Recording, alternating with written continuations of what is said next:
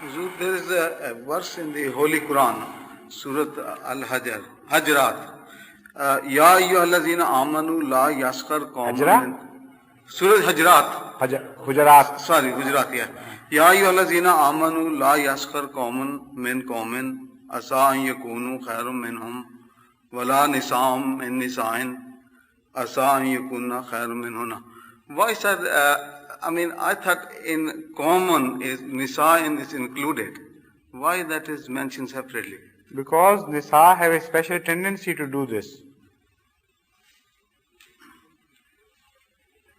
This common, Qawm is mentioned, the peoples or tribes or castes, because the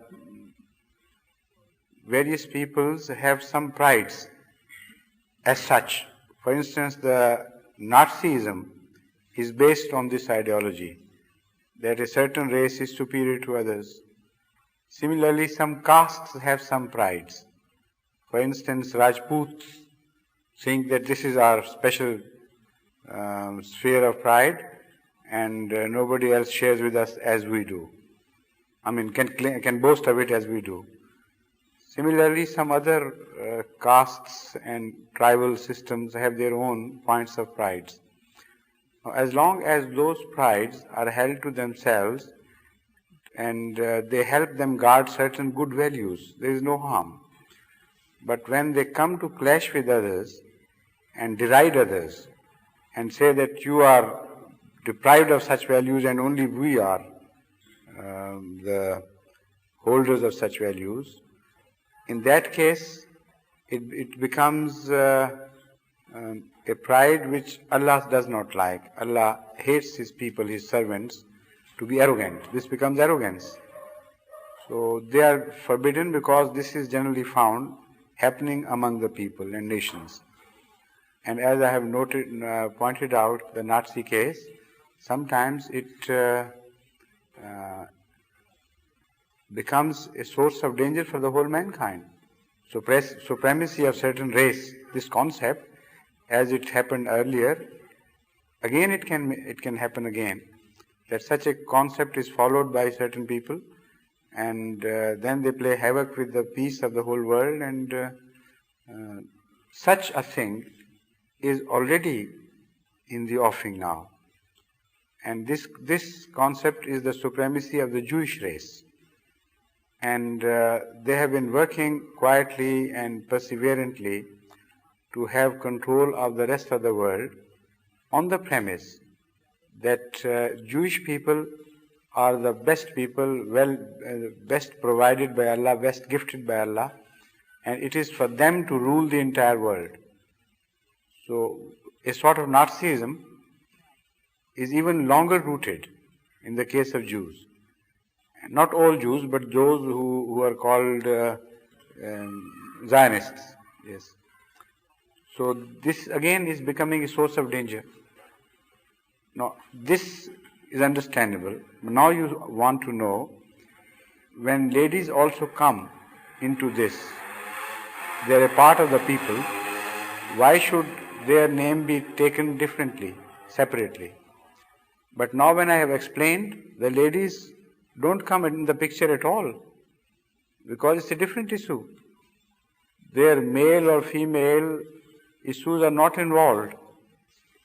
When you speak of racialism and racial superiorities, there is nothing of the character of ladies involved in it. It is a special different trait which is mentioned in the Holy Quran, which has nothing to do with the racial superiorities.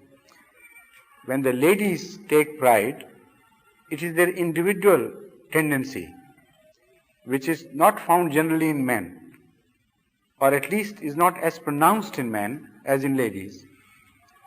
Ladies, as individuals, have a tendency to deride other ladies, to mock other ladies, and to giggle at other ladies. They find even sometimes they giggle at such mean and small things as a shabby dress, or a habit out of fashion, or way of speaking. all these small things. So, because this trait is found individually, more among the ladies than men, sometimes men also indulge in this. I mean, there are no exceptions. But generally speaking, ladies suffer much more from this ill or vice than men do. So particularly, it has been pointed to them that don't do it. And again, it is not a small affair, because in a large number of cases, many wedding has been destroyed, many a peaceful atmosphere of a house has been shattered because of this habit. Such ladies, when they become mothers-in-laws, they become instrumental in severing the ties between her own son and her own daughter-in-law. And they play havoc with the peace of the future generations by deriding not only the lady which has been brought in marriage to her son, but also the entire family. They go on censuring them, finding faults with them, taking pride that in our family we eat better. In your family, when we went there, this was the food.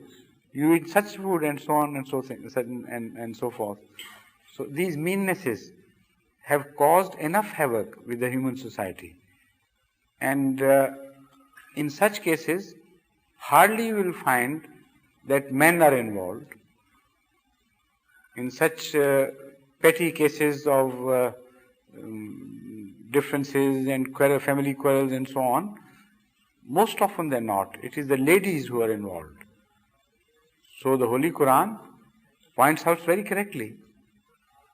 The finger is pointing at where the ill lies.